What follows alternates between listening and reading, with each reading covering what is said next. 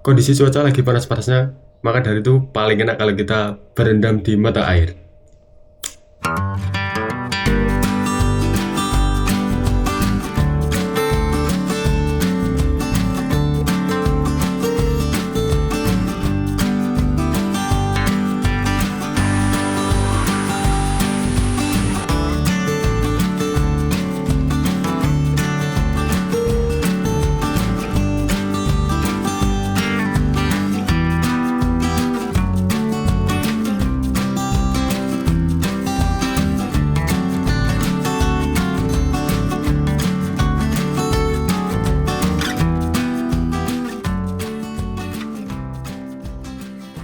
Kali ini kita sedang berada di Sumber Nyolo. Ini di kaki Gunung Arjuno. Kalau secara administratif letaknya di Desa Ngenep, Kecamatan Karangploso, Kabupaten Malang. Nah, ini salah satu mata air yang ada di kaki Gunung Arjuno Welirang. Nah, di sini tiketnya gratis ya, cuma bayar parkir aja 5.000 dan kalian bisa mandi sepuasnya. Sekarang coba kita melihat ada apa aja di sini.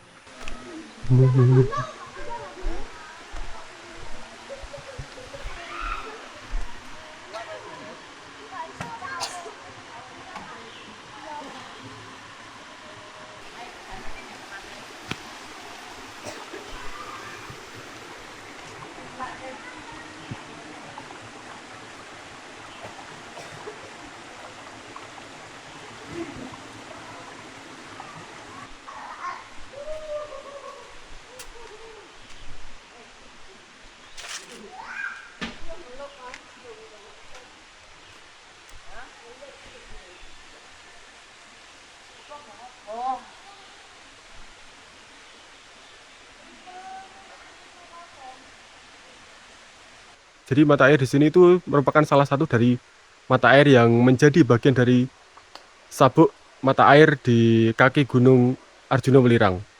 Jadi kalau kita ini ke arah utara, itu sampai ke Pasuruan, itu akan ditemukan banyak sekali mata air di kaki-kaki Gunung Arjuno Welirang. Nah, kenapa di sini banyak muncul mata air dan di kaki-kaki gunung api itu selalu muncul spring belt? Itu disebabkan karena kelerengan dari gunung api itu mulai melandai, sehingga yang sebelumnya lerengnya itu curam itu mulai melandai sehingga kehilangan kemiringan, sehingga muncullah mata air di sana.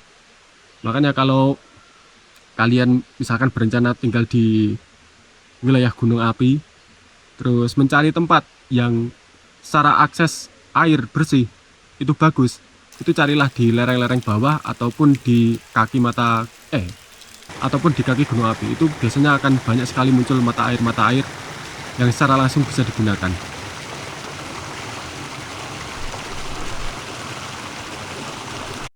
Nah, di sini sendiri kebanyakan mata airnya itu berupa rembesan ya, dari lereng yang mulai melandai, kemudian di tanah-tanahnya itu muncul rembesan-rembesan air yang kemudian ditampung oleh masyarakat, terus dibangun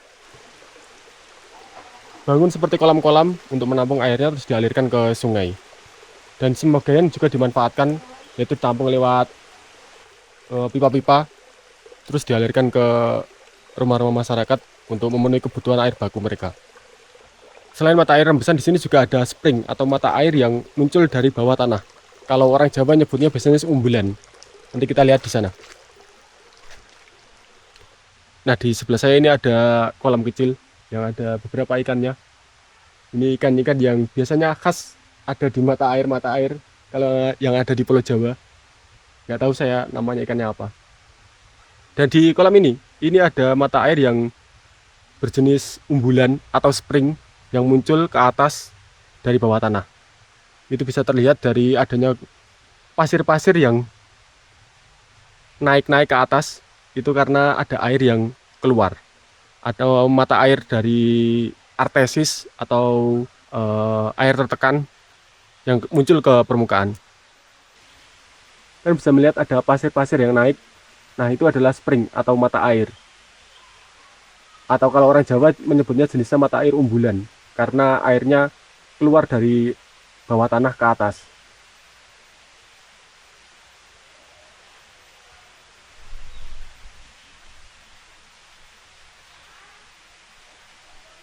terlihat sangat jelas adanya pasir-pasir dan air yang menyembur ke atas. Itu adalah air tanah dalam atau artesis, air tanah tertekan yang keluar karena hilangnya kelerengan dan muncul sebagai mata air.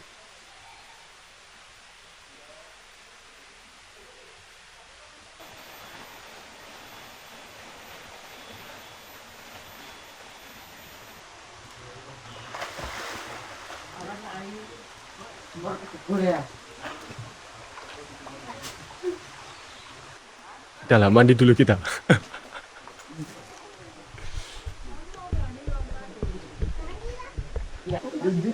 Mandi dulu.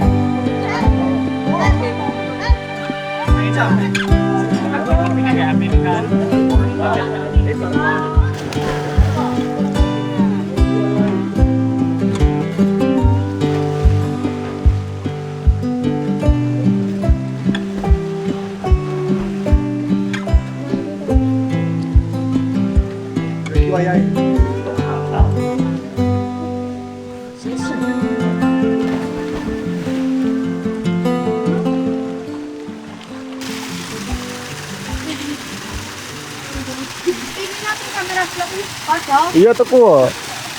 Enak tuh saya yo. Iya teku. Iya kan nih. Nah, online rusuh.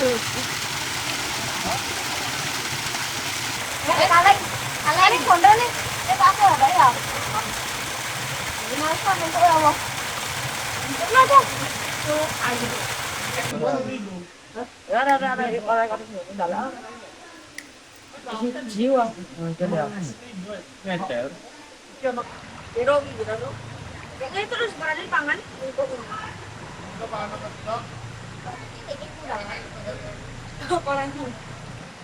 Iki oleh gede weh. Antar. Cantel. Kantoran gue kantel.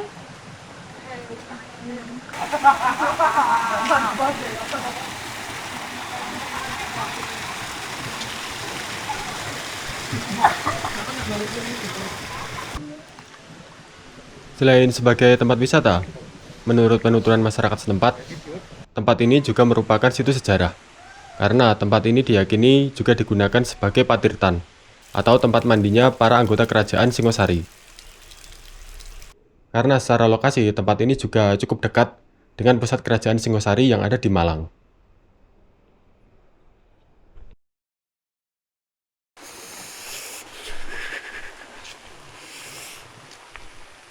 Badan sudah kedinginan, rahang udah bergetar. Udahlah selesai, kita ganti baju.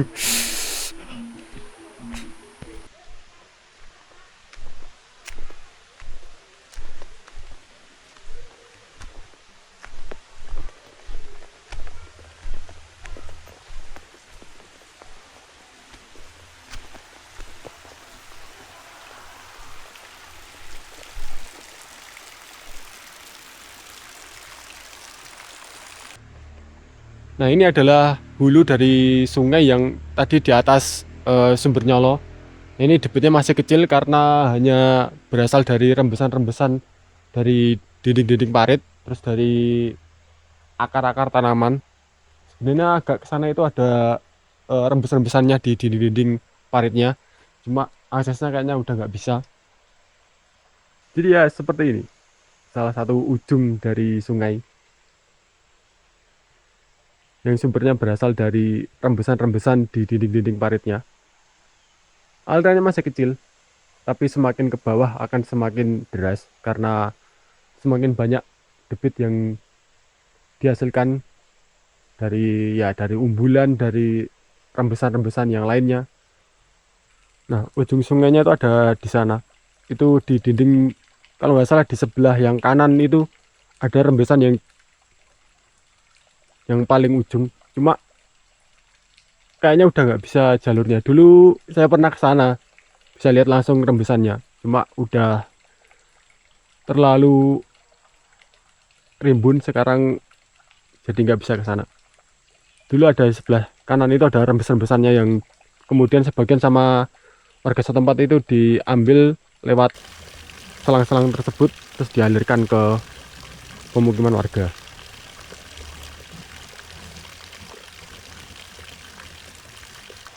Nah, di tempat ini juga masih cukup banyak ya tumbuh-tumbuhan yang ukurannya besar, terutama dari jenis beringin atau ficus-ficusan, ficus sp.